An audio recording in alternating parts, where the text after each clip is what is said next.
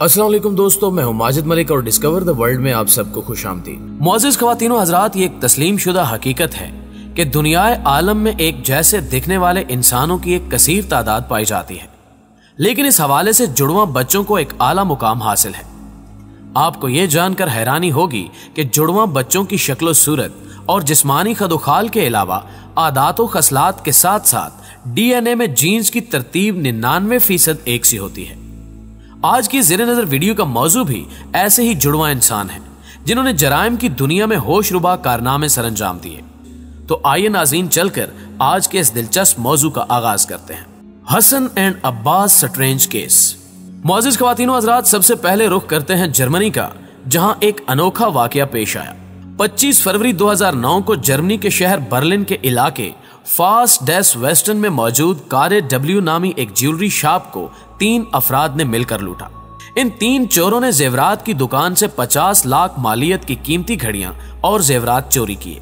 वाकये के बाद पुलिस तलब की गई और CCTV कैमरे की मदद से तफ्तीश का आगाज कर दिया गया।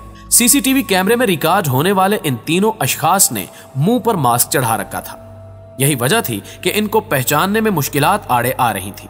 तहम काफी तगो-दौ के बाद पुलिस के हाथ एक सुराग लग गया। दरअसल तीनों चोरों में से किसी एक शख्स ने हाथ में पहना दस्ताना दुकान में ही छोड़ दिया था। यूं दस्ताने पर मौजूद फिंगरप्रिंट्स की मदद से उन 3 अफराद तक रसाई हासिल की गई। इन अफराद में 2 जुड़वां भाई हसन और अब्बास शामिल थे, लेकिन इन दोनों ने पुलिस की जानिब से लगाए गए इल्जामात को रद्द कर दिया। जुड़वां होने की वजह से इनके फिंगरप्रिंट्स भी एक ही जैसे थे। जर्मनी की तारीख में यह अजीब केस पहली बार सामने आया। पुलिस असल मुजरिम की शनाख्त करने से कासिर थी।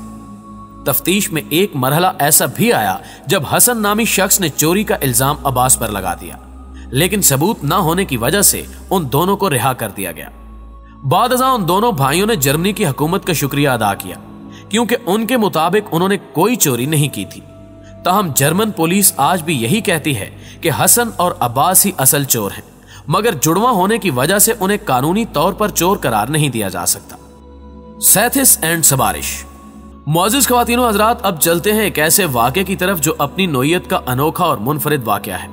साल 2003 में मलेशिया की पुलिस ने सबारिश राज और उसके एक साथी को मंशियात फरोशी के जुर्म में धर लिया। इन दोनों की तहवील से 166 किलोग्राम अफ्यून और 2 किलोग्राम हीरोइन बरामद हुई। 4 रोज पुलिस की तहवील में रहने के बाद एक दिन सबारिश राज जेल से फरार होने में कामयाब हो गया। पुलिस पीछा करते हुए उसके घर तक आ पहुंची, लेकिन सबारिश घर पर मौजूद नहीं था। इसी असना में उसका जुड़वां भाई, जिसका नाम सैतिश बताया जाता है, वो घर में दाखिल हुआ, क्योंकि दोनों भाई शक्लो सूरत और जिस्मानी खदोखाल से एक जैसे मालूम होते थे। यही वजह थी कि मलेशियन पुलिस ने गलतफहमी में सैतिश को गिरफ्तार कर लिया और उसे अदालत में पेश करने की तैयारियां की जाने लगी। अदालती कार्रवाई में यह इंकिशाफ सामने आया कि दरअसल सबारिश राज रुपोश हो चुका है और वही असल मुजरिम था। अदालत ने सूरत हाल का बगौर जायजा लिया और सैतिश को रिहा कर दिया। अदालत का मानना था कि अगर सैतिश को सजा सुनाई जाए तो यह इंसाफ के साथ खिलवाड़ होगा। इस केस के हवाले से यह भी कहा जाता है कि इन दोनों जुड़वां भाइयों को एक साथ अदालत में पेश भी किया गया, लेकिन उनमें से किसी ने इकरार जुर्म नहीं किया। यही वजह थी कि अदालत को मजबूरन उन्हें रिहा करना पड़ा। नाज़रीन गिरामी, अब रुख करते हैं इंग्लैंड का। इंग्लैंड के इलाके चेल्टन हीम की एक मशहूर शाहराह पर खतरनाक हादसा पेश आया, जिसमें चंद अफराद की जान चली गई।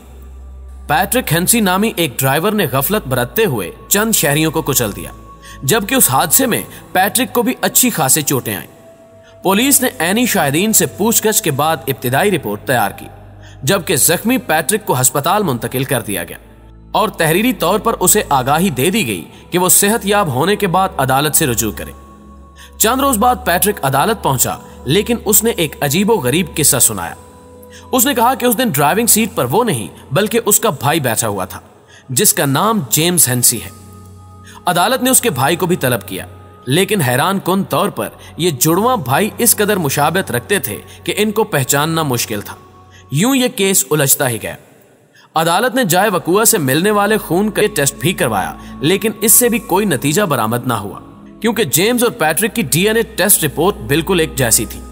यही वजह है कि अदालत को यह केस बगैर किसी नतीजे के खत्म करना पड़ा।